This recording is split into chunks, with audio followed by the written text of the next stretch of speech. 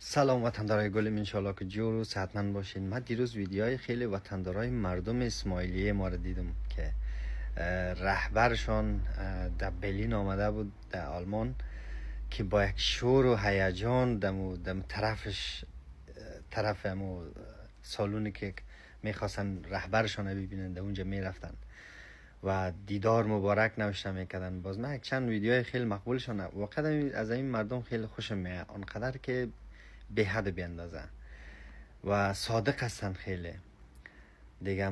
پشت رهبرشان میرفتن با یک شوق که طفلای خودان هم گرفتن که دیدار مبارک. واقعا یک رهبر دارن که با تمام معنا خلاصه در سراسر دنیا برشان شفاخانه، بر مردم خود البته شفاخانه ساخته، بانک ها ساخته، پهنتون ها ساختن و یک قانون خاص خود دارن. خیلی دوست دارم. خیلی مردم ها پرسان میکنن که خودت هم اسماعیلی هستی؟ ای کاش اسماعیلی می بودم. و خیلی دوست دارم که باشم، اما بدبختانه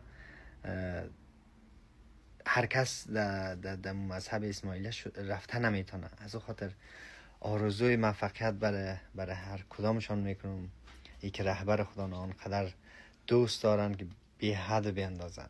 اما تو واقعا دیگه رهبر است. جور باشین، مردم اسماعیلی ما قلب ما هستن. جور باشین، آرام.